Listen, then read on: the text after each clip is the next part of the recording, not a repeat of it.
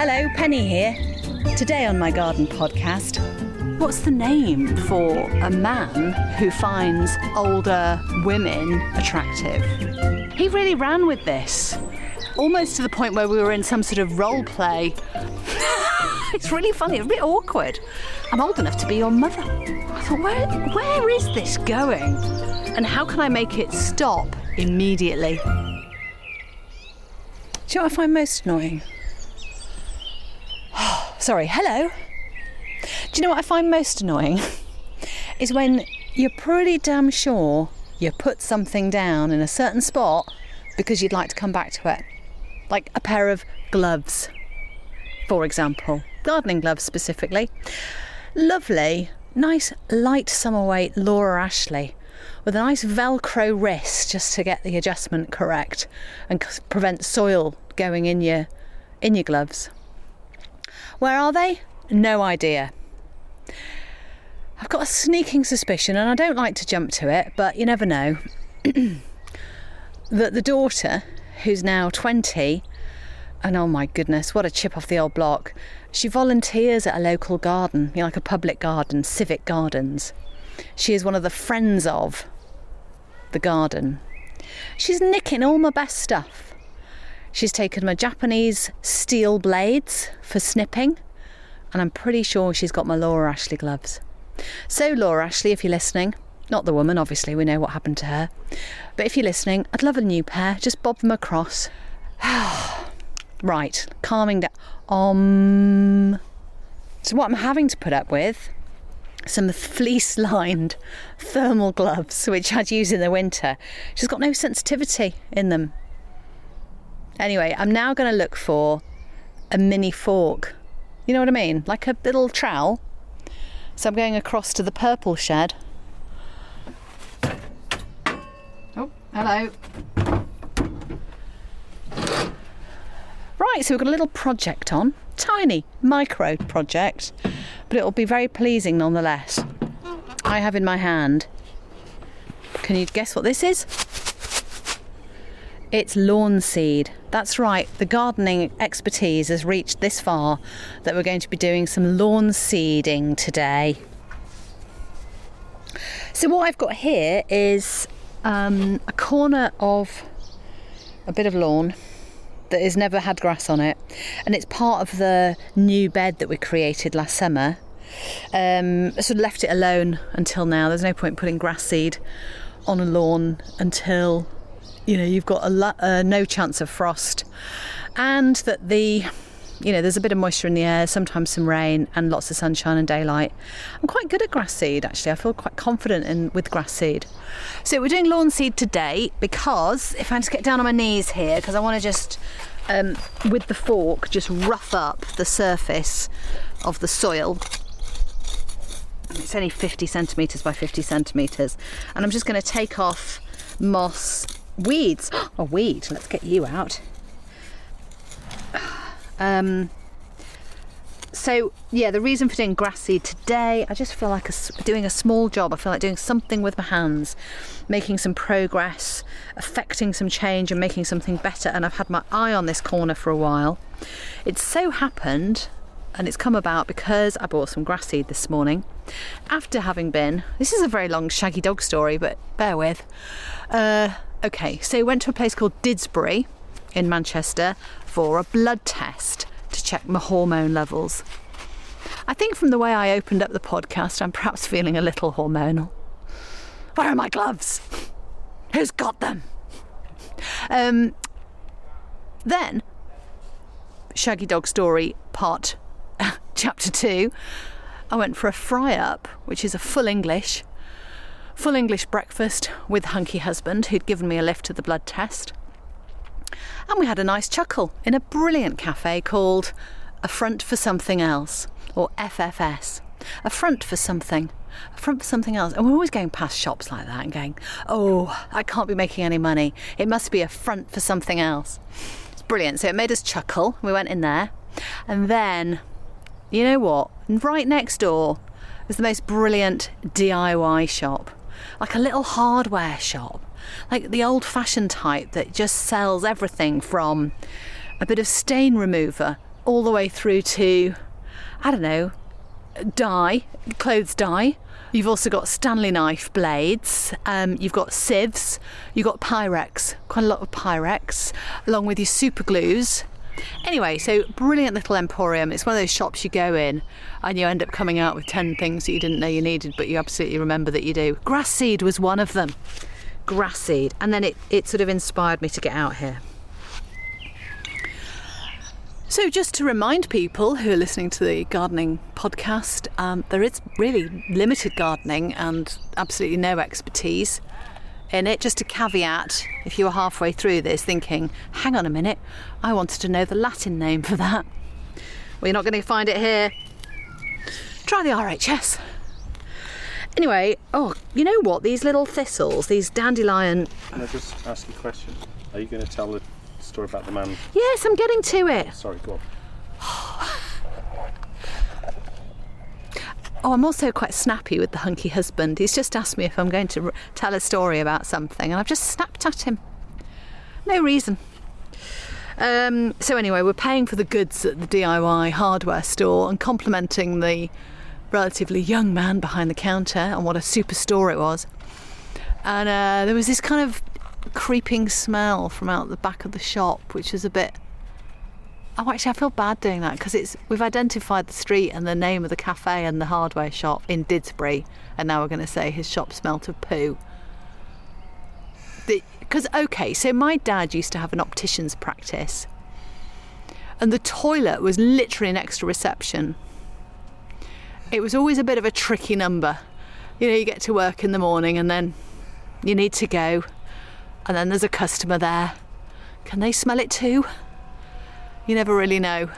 And so it could have been that. There was a sort of reminder of that moment for me when I was stood at the counter in the hardware shop. Anyway, oh, the sun's beating down now. The grass seeds are going to love that. I just want to get this dandelion. Oh, you bugger. They've got very hard roots, haven't they? They're really long and tough, so I've just snapped that. I'm sure it'll reappear, never mind. Oh, I'm also encroaching on a massive ant's nest. Yes, I'd forgotten about that aspect. They're crawling all over this. Well, hopefully that'll help with the whatever the seeds and the lawn needs to do. Aerate it. Give it some loam. I don't know, I'm just bandying words around now. Okay, so this is looking good. Need to get a bit more... Oh, do you know what? When I was little, I used to love digging in the garden because I felt quite archaeological. Oops. I felt quite archaeological, like I was going to find some buried treasure. I had a really good imagination when I was a kid for stuff like that. I had to. I was literally on my own most of the time because my older brother and sister were like, you know, way too old for me to be interesting, and quite a bit older. And my younger brother, well, until I was 5.5, he wasn't around, so I did a lot of, I was going to say playing with myself, but I wasn't quite the phrase, is it? Oh, right, let me get to this grass seed, let me get that in. Do I need to level it off a bit? Oh, I don't know. It's at the edge of the bed, and I'm just discovering what's in it. Really, just to give it a bit of a key for the seeds. So I've been in a few shops recently this week, just chores, you know, just bobbing in and doing chores.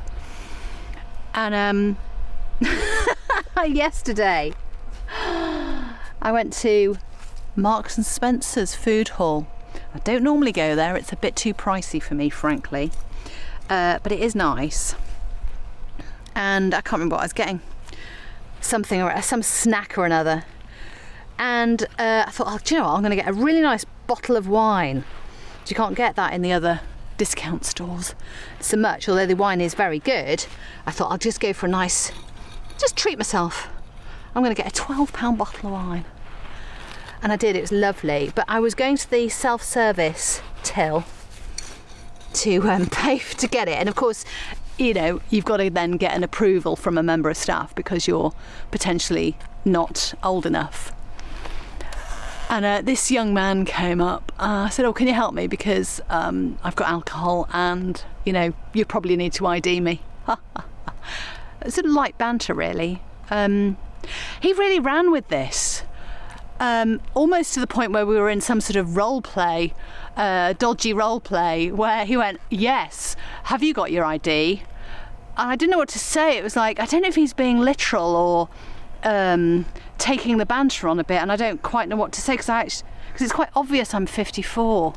So I went, left it at home, like I was the sort of teenager trying to make an excuse, right? And then I thought that would be it, but no, he carried on some more. I went, and you know what, if there was a policeman come in here right now and we were seen to be selling alcohol to a non-ID'd person, I think it's 25, isn't it, they've got to ID people up to, then you'd be the culprit. I thought, where is this going, and how can I make it stop immediately? It felt a bit like any minute now he'd go, and then we'd have to cuff you, or something like really rude. It's really funny, it's a bit awkward. I'm old enough to be your mother, young man. Anyway, that's funny, right? And a bit weird. I went a bit embarrassed and I was like, oh, okay, thanks, bye. Ran out the shop. Then chatting with Hunky Husband about it and making him laugh, and I said to him, what's the name for a male who finds older women attractive? And he said, well, it's cougar. I said, well, no, that's the label attached to an older woman who finds younger men attractive and wants to seek them out. So we Googled it, because obviously there has to be some sort of, description of this kind of person. And if you know it, please do write in hello@bitfamous.co.uk. But Googling it didn't present anything either. On Reddit, it's the second time I've referenced Reddit, for goodness sake. I'm not on it all the time. I've only just heard of it, to be honest. On Reddit, it said grave digger, which I thought was like a gold digger, but, ha-ha. And then there was MILF hunter, which again ascribes the sort of sentiment of what it is onto the female rather than it's very gendered. It's very gendered. So if you can think of and not a jokey one, but if there is actually a cultural reference to a man who finds an older woman attractive, then please let me know. And if it's non-derogatory towards women, that would be also really super. And if it just describes the male, because often, it's the female who is objectified and given a label, and the man is just a man. So anyway, yeah, let's dig into that as we dig into the lawn. Super. Right, okay, I think I've got the edges sort of nicely roughed up to make a key for the seeds. And you know what? One of my favourite phrases is broadcast the seed. So I'm about to broadcast my seed over the dark soil. I think I want to give that a bit of a water first. And unfortunately, I have lost the rose head for the watering can. So I'm just going to have to fudge it really and just drown it a bit. It's very dry, this area, because it's in full sun. I think I've ruined all my work of making a level now. It's turned into a bit of a mud pie. Okay, I sometimes don't actually know how I manage to have such a good garden when I don't actually really know what I'm doing. You've got to let go in a garden. You've got to free yourself of the idea that you'll ever know or understand or be able to control anything in it. I'm sure that people have got spreadsheets and whatnot for things. Like when to plant things and when things like flower. Not this gardener. All right, so. Okay, so let's look at the packet, everyone. Good colour, wear tolerant. Rapid establishment for new lawns and renovation. It's speaking my language. All right, there's a lot of there's some illustrations here. It's fabulous. There's like string being plumbed out, and then some hand is like sewing, and then there's a rake. But do you know what? We're doing none of that. We're just going to shove it over the ground because, you know, life's too short, isn't it, sometimes? Just sprinkling, a bit like hundreds and thousands on a cake. That's it. Oh, that's going to be great. It's nice having a small area because you can really load it with seeds and get a nice thick turf. I'm going to do a bit of crossover into the lawn, existing lawn, so we've got a blend. Again, sounding like I know what I'm doing. Right, and then I put over the makeshift colander thing. It's not quite covered the area, so I might have to get some netting and rig up something a bit more substantial.